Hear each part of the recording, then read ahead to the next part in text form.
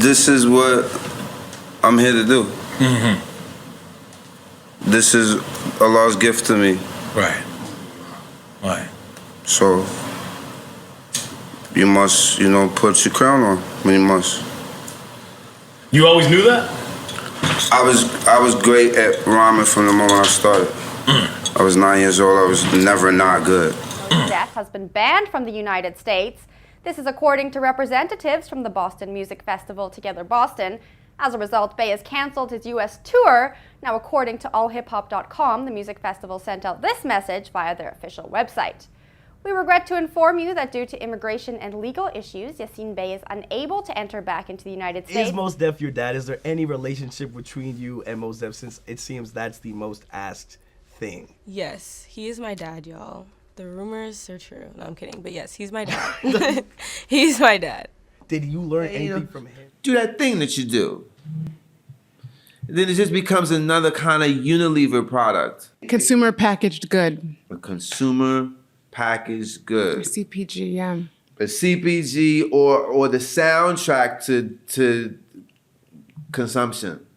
Mm-hmm. The exercise of consumption, which fills and solves nothing. Drake, if you would like to speak to me directly, you can at any point. I reached out to Chappelle, asked him to reach out to you. I DM'd you. You are a very talented MC. But for me, I require more of myself and others than just talent or charm. He vanished from America and reappeared under a new name, only to end up banned from the country he called home. Hollywood didn't just blacklist him, two governments helped turn him into a man without a nation. By 2016, Yasiin Bey, once known as Mos Def, was sitting in a South African jail cell, arrested for using a passport most people didn't even know existed. What happened next would change everything. Stay tuned till the end, because what really happened to Mos Def will leave you speechless. Quote unquote left of center was like, these people are telling the truth. They're not lying to me. I may not even understand them all the time or even agree, but I can trust that they're not putting on airs or crafting an image and angling to be perceived in some sort of... and legal issues, Yasiin Bey is unable to enter back into the United States, and his upcoming U.S. tour has been canceled. Now, you'll recall that Bey has called Cape Town his home since May last year. We chatted with him in January about performing and living on the African continent. Here's what he had to say when we asked why he chose the specific location. I have two questions. Okay. Why Africa? Why nowhere else? Well, I'm from here, actually. Mm-hmm. And why not? I feel good it's here. Heartbreaking. You should be heartbroken. That means your heart is working.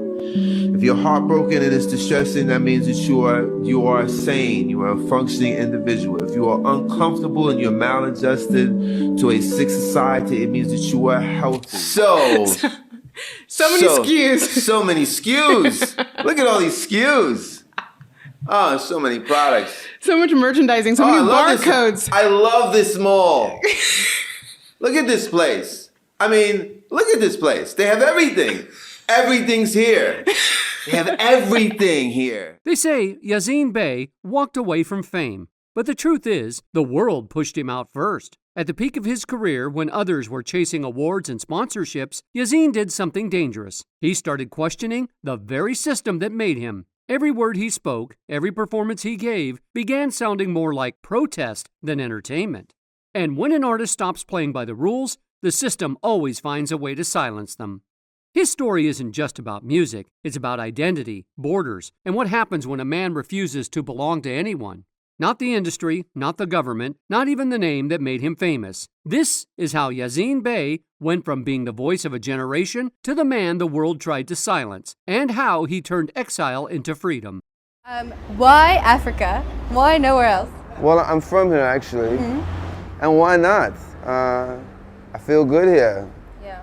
I have many friends and close relations, and I'm very encouraged by many of the things that are happening here, like any place in the world that has its challenges. Now, we're not sure if Bey will continue to call Cape Town his home and what the reasons are for his banned entry to the United States, but he is no stranger to controversy. In July 2012, he participated in The Guardian's simulated force feeding to bring light to what hunger strikers in Guantanamo Bay endured daily.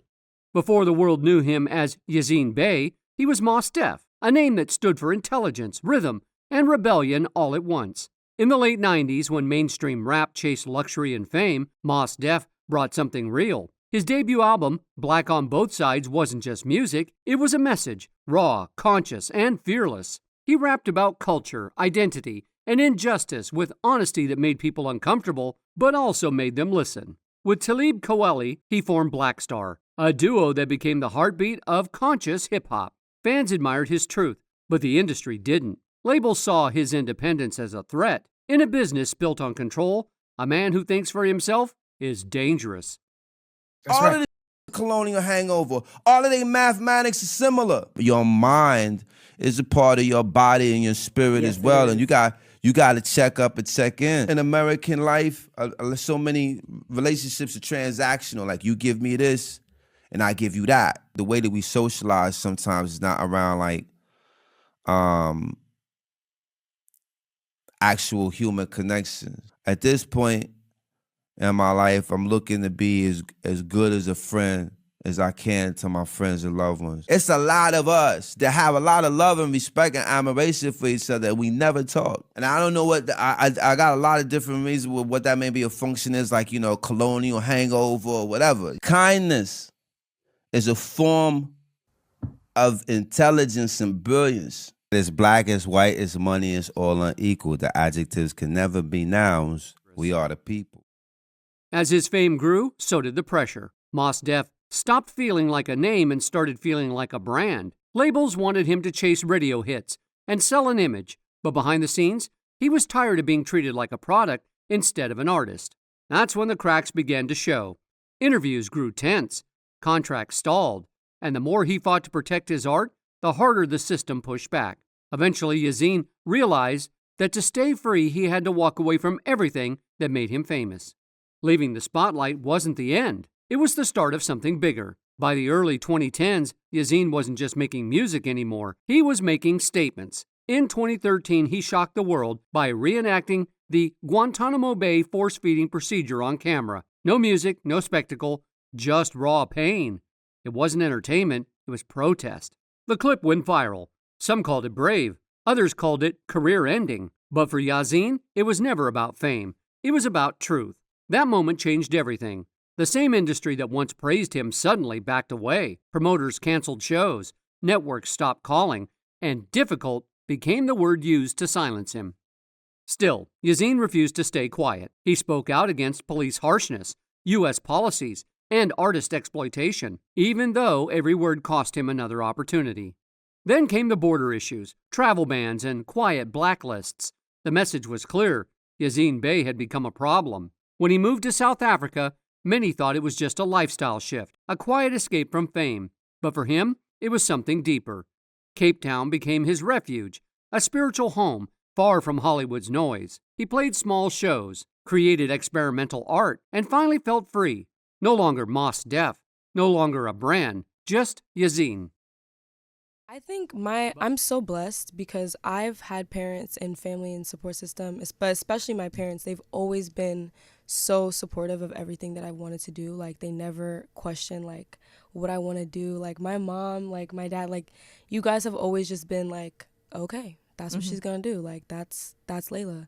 And I feel like that's always made me feel like I can take on the world, like, or I can show the world who I am because I've always had that, like, in my life. Like, I've never been told, like, that's not going to happen, or you better have a plan this. B. Nobody, they no knew one, it. Yeah, like, I've always just felt so incredibly supported, and, like, having a momager is so fun because it's really beautiful. Like, my mom, she's my mom, and, like, if anyone knows you, it's going to be your mom. And you do have your dad's whole face, Yeah. Was it a conscious thing to not, because I know sometimes it's hard. People are going to make comparisons. Oh, that's Mos Def's daughter. Right. Was that something that you kind of were like, I don't want to be identified? But freedom came with limits. His visa was temporary, meant for visits, not for a permanent stay. Over time, renewals were delayed, denied, or lost in red tape. The same system that once gave him peace began closing in. Rumors spread. Some said he overstayed.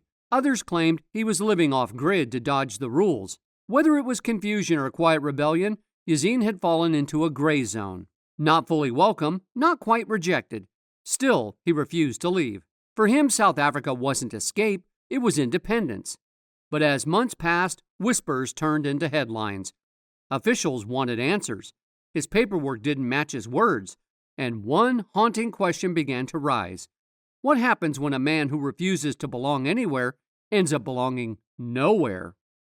That answer came on January 15, 2016. What should have been a simple flight out of Cape Town became an international scandal. When asked for his documents, Yasiin didn't hand over a U.S. passport. He presented a world passport, a document from a nonprofit promoting global travel rights. Officials rejected it immediately, calling it invalid. Within hours, one of hip-hop's most respected voices was detained and accused of breaking immigration laws. The headlines were brutal. Mos Def arrested in South Africa. Fans were stunned. From global icon to jail cell, it just didn't make sense. From custody, Yasiin released a voice message. Tired, heartbroken, but still defiant. He said he was being treated like a threat and called the situation unjust. To him, the world passport wasn't fake, it was freedom. But to the authorities, it was just another violation. As the story spread, officials accused Yasiin of overstaying his visa, using fake documents, and disrespecting South Africa's laws. Within days, the man once celebrated for giving voice to truth was ordered to leave and banned from returning for 5 years. Overnight, he went from world citizen to a man without a country. To the system, he was paperwork.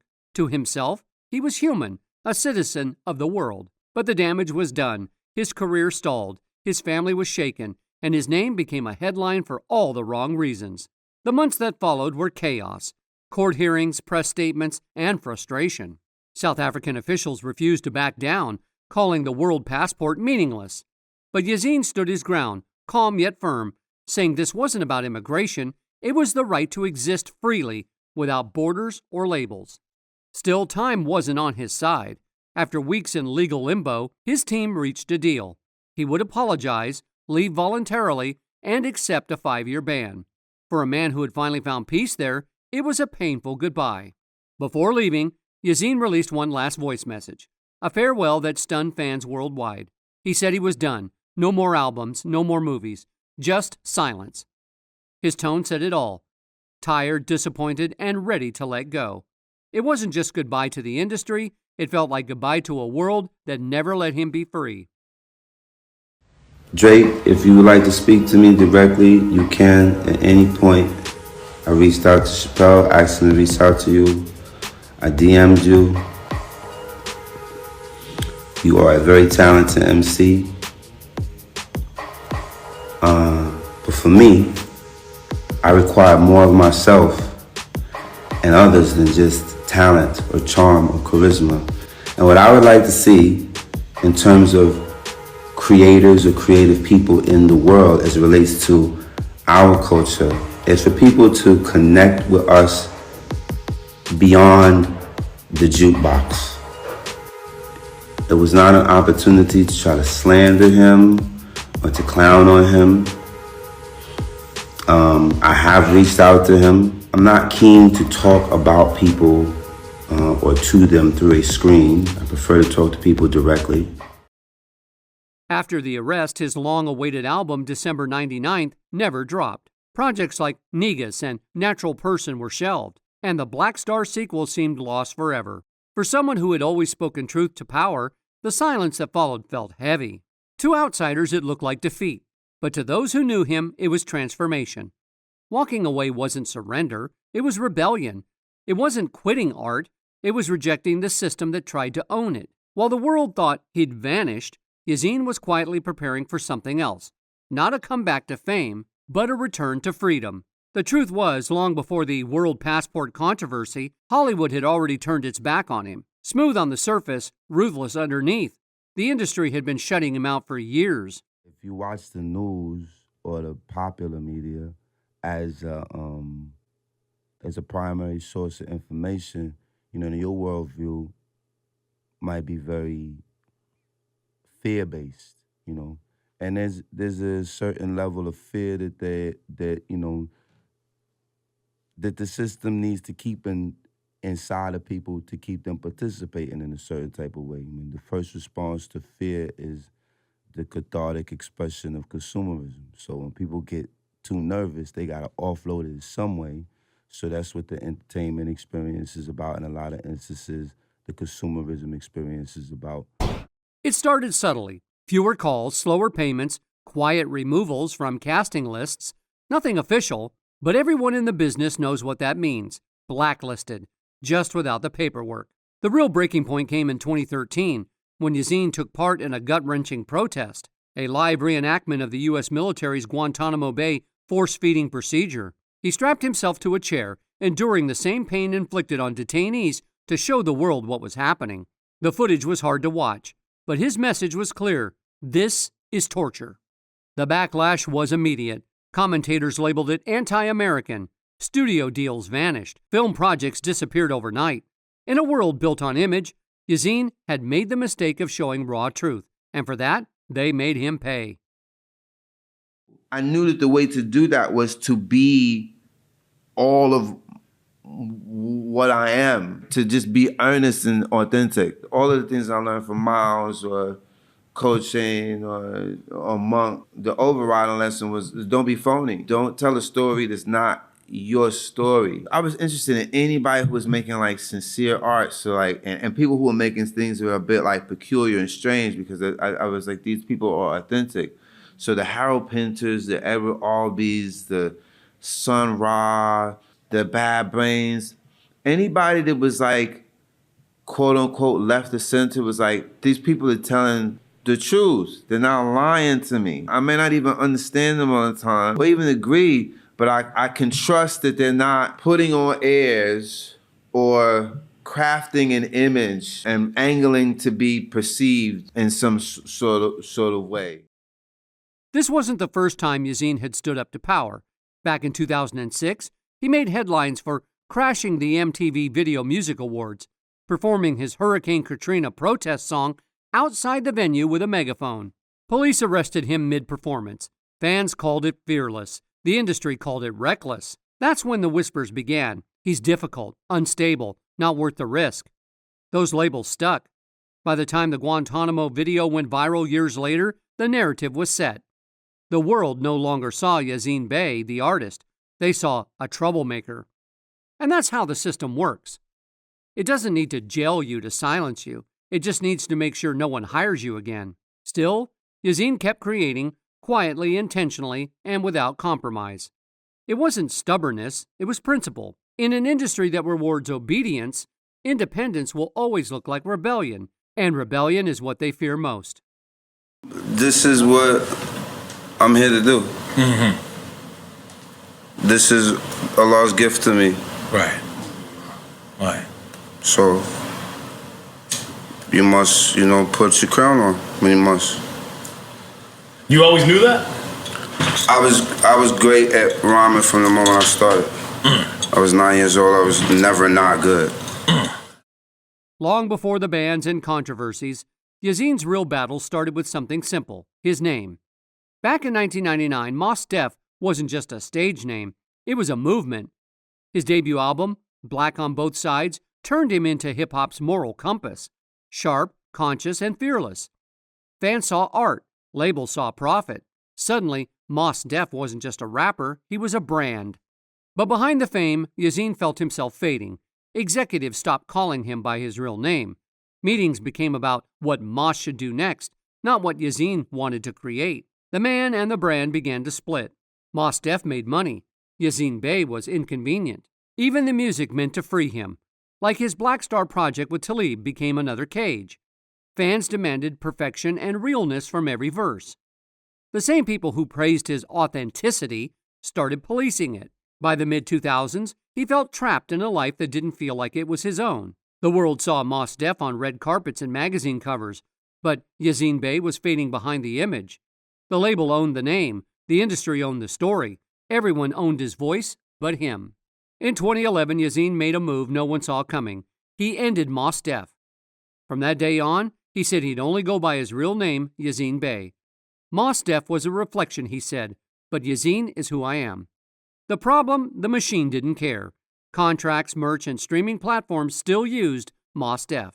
Even as he tried to reclaim his identity, the industry kept selling the version it could control. That's when he realized his fight wasn't with fame, it was with ownership itself. A system that turned people into products, so he left. From Brooklyn to Cape Town, his journey wasn't about escaping success, but breaking free from the brand that tried to own him. From a South African detention cell in 2016, after decades of fighting for control over his art, image, and movement, Yasiin made one last declaration. He was done. Before walking away, he promised one final gift, a farewell album called December 99th, meant to close an era. 3 singles, Local Time, Nah, and Seaside Panic Room, dropped ahead of time. But when release day came, nothing. No album, no explanation. A lot of the European involvement in Africa has been based on the premise of when we come in, the only way we could be comfortable is if you're more like us, and less like yourselves, or some version of yourself that is acceptable to us. And that's nonsense. And one of my homies from London was with me. He was like, "Man, Paris is nice." I was like, "It ought to be all this shit they done stole." Yeah. From, you go to the pirate's house, of course, it's laid out. This nigga got everything that evolved from the... Then came the truth. December 99th wasn't the only project missing. Negus, Natural Person, and the long-awaited Black Star sequel were all complete and locked away. Fans were frustrated, but Yasiin wasn't hiding them out of pride. He was proving a point. Streaming had become the new system of control. The game evolved. The exploitation didn't. So when he released Negus in 2019, it wasn't an album. It was an art installation. No downloads, no streaming, just one-time listening sessions surrounded by visuals and tributes, including a mural of Nipsey Hussle. Critics called it a career ender, but for Yasiin, it was rebellion. A stand against everything the modern music industry had become. It wasn't retirement, it was resistance. By 2020, most of the industry had written him off as an eccentric genius who walked away from his legacy. But Yasiin hadn't vanished. He'd simply stepped into a new chapter, one where art belonged to the artist again, not the algorithms. Then, when everyone thought his story was over, he came back. In 2025, Yasiin Bey returned, not chasing attention, but finally at peace with everything he'd survived. His new project, Forensics, created with legendary producer The Alchemist, couldn't have been more fitting. After years dissecting systems, fame, and identity, Yasiin was now examining it all through sound. The music carried everything he'd lived: exile, loss, censorship, rebirth. People have to remember, man, when people get all precious about the anthem, okay, great. The anthem is a song, right? It represents something, but it's a song. And if it's a song that don't represent, if what's happening on the ground is not representing that, and somebody says, until what's happening on the ground represents that, I'ma chill. There were no flashy promos, no gimmicks, just Yasiin, the art, and the truth. And that truth hit hard. 9 years after announcing his retirement from that South African jail cell, Yasiin Bey proved his silence had never been surrender. It was strategy. During those so-called quiet years, he never stopped creating. He just stopped feeding the machine. He was still out there dropping verses on Kids See Ghosts with Kanye and Kid Cudi, and featuring alongside Black Thought, Freddie Gibbs, and Madlib. The music never stopped, only the industry's version of him did. Yasiin was hiding in plain sight, creating his own rhythm between worlds. Hey, do that thing that you do.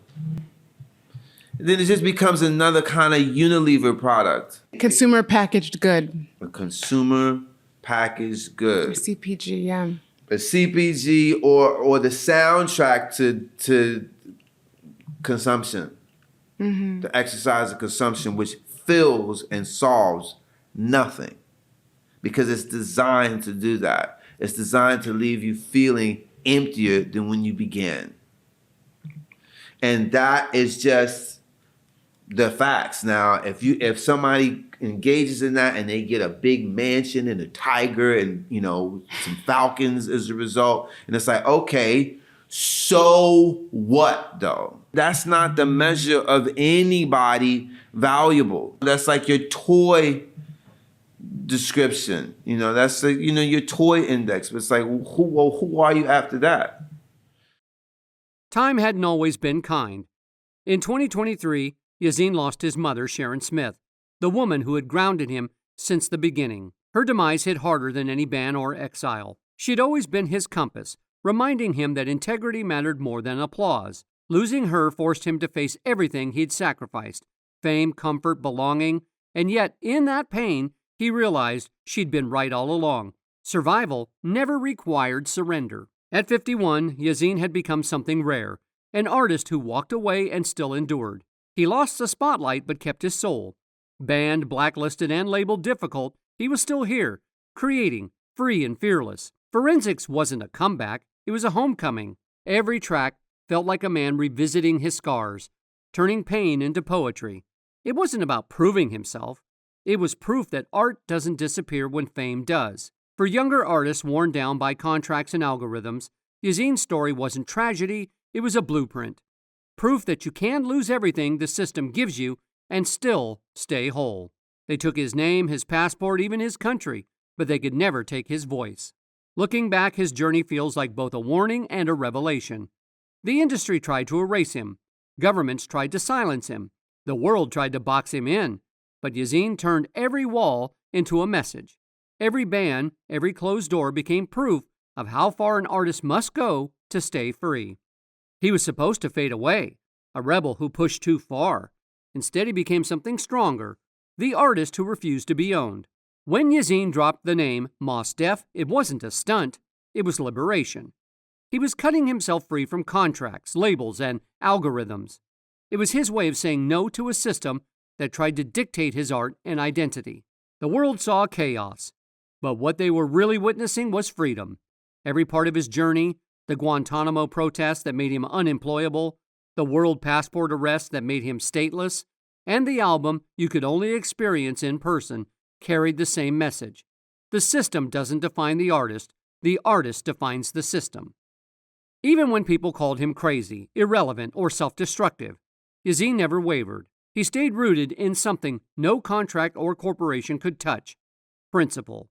In a time where fame equals exposure and exposure equals control, he proved that sometimes disappearing is the loudest form of protest.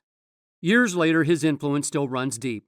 In every artist who chooses independence over record deals, in every performer who speaks truth when it costs them money, and in every creator who dares to say no when the world expects them to obey. Because Yasiin Bey showed us that real artistry isn't about staying visible, it's about staying human. The industry can ban your music. Governments can take your passport. But if you never sell your soul, you never really disappear. And that's the legacy they could never bury. And there you have it, the untold story of Yasiin Bey, the artist who refused to be owned. His journey wasn't just about music, it was about freedom, identity, and the price of truth. The industry tried to erase him, but his voice still echoes louder than ever. If you've enjoyed this deep dive, make sure to hit subscribe, stay tuned, and join us for more stories behind the legends.